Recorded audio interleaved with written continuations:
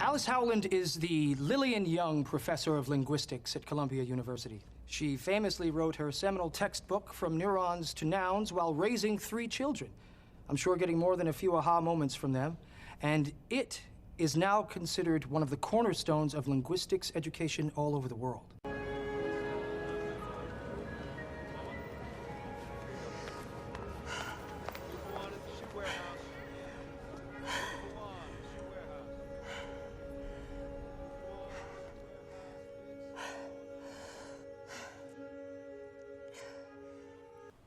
I started forgetting things, little annoying things like words and names.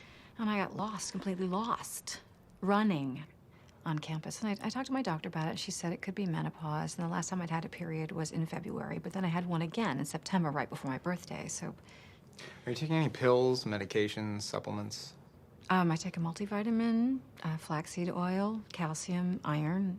I occasionally take a sleeping pill when I travel. Have you had any head injuries? No. Would you consider yourself depressed or under undue stress at the moment? No, I work a lot, but I thrive on it. How's your sleeping? It's fine, like 7 hours a night. Now, I'm going to ask you to remember a name and an address, and then I'm going to ask you for it again later, okay? Okay. John Black, 42 Washington Street, Hoboken. Can you repeat that for me? John Black, 42 Washington Street, Hoboken. Good. How old are you? I'm 50. What's today's date? November 26th. Where are we? We are on the 3rd floor of New York Presbyterian. Can you spell water for me? W-A-T-E-R. Can you spell for me backwards? R-E-T-A-W. Can you tell me what you see on these cards? Pliers, a ladder, a seahorse, a screwdriver, an elephant. Tell me about your parents. Well, they're both dead. My mother and my sister died in a car crash when I was 18, and my father died in 1999 of liver failure. Hepatitis? Cirrhosis. He was an alcoholic. And what was he like towards the end? Incoherent.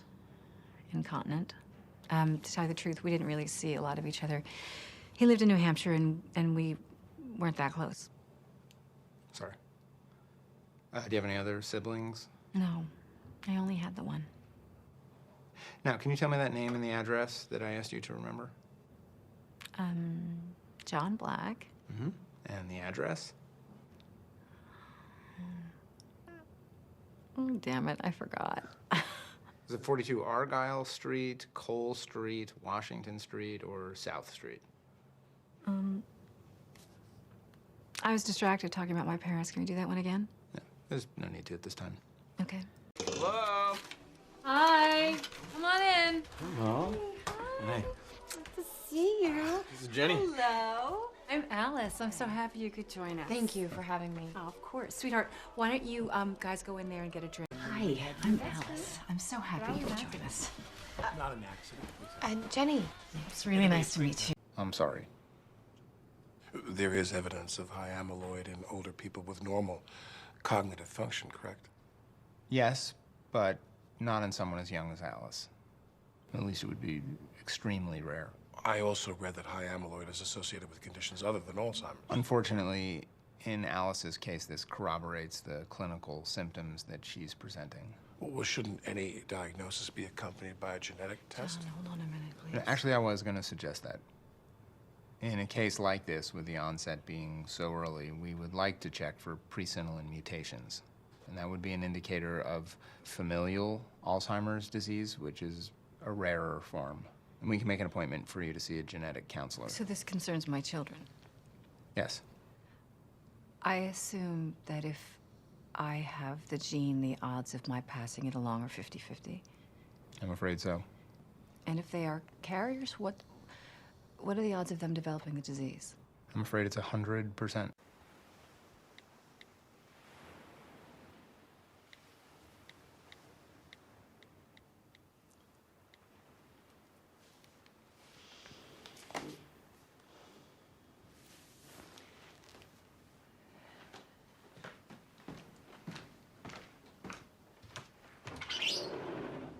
John?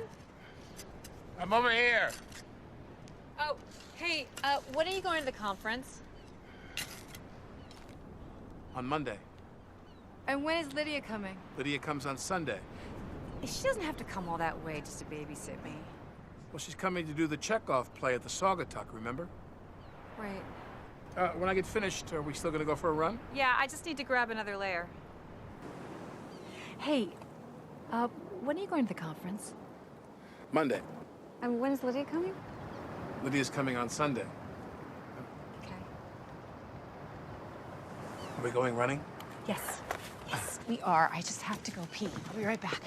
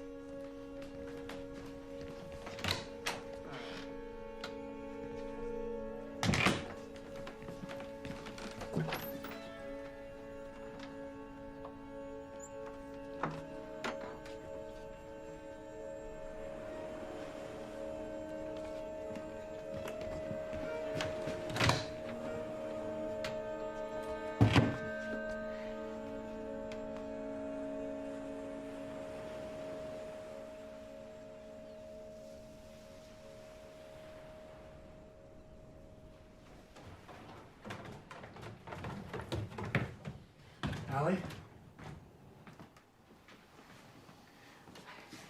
I couldn't find the bathroom. It's okay, baby. Come on, let's get you cleaned up. Who are you? Just to jump in here, we're both concerned about the rate of deterioration. Is that normal? Every case is different. With familial early onset, things can go fast. And actually, with people who have a high level of education, things can go faster. Often they've managed to sustain their mental processes through innovative means, and that delays diagnosis. But clearly out. Good morning. It's an honor to be here. The poet Elizabeth Bishop once wrote, "The art of losing isn't hard to master. So many things seem filled with the intent to be lost that their loss is no disaster." I am not a poet.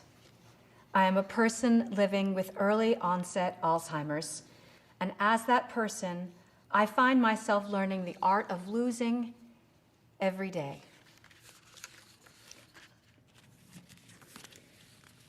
Losing my bearings, losing objects, losing sleep, but mostly losing memories.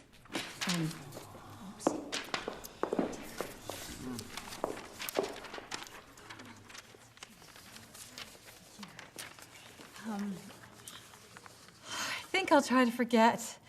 That just happened.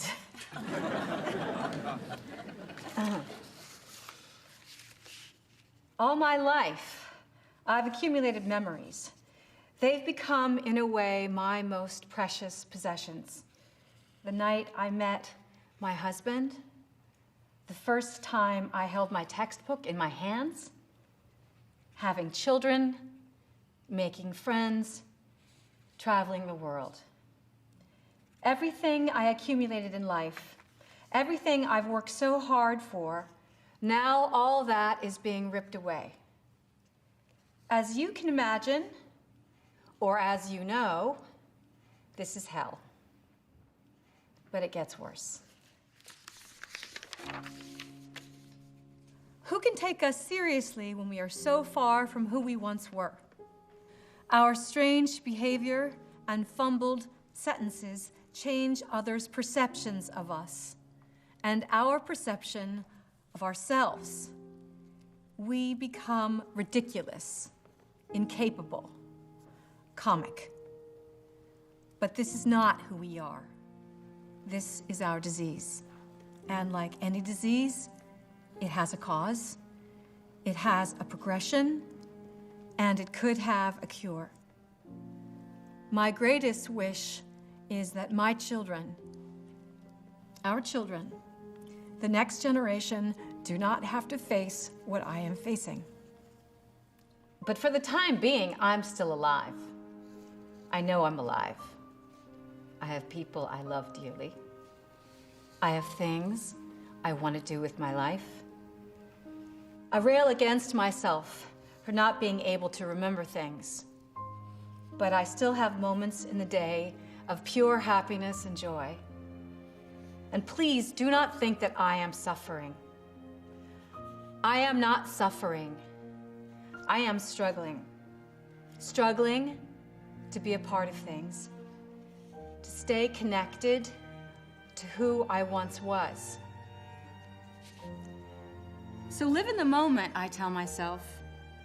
It's really all I can do. Live in the moment and not beat myself up too much.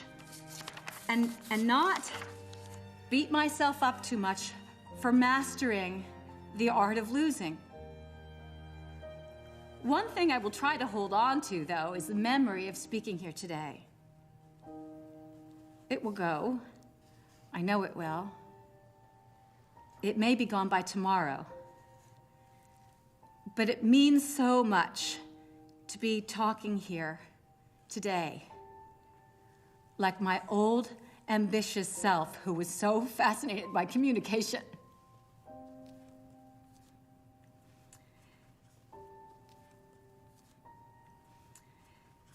Thank you for this opportunity.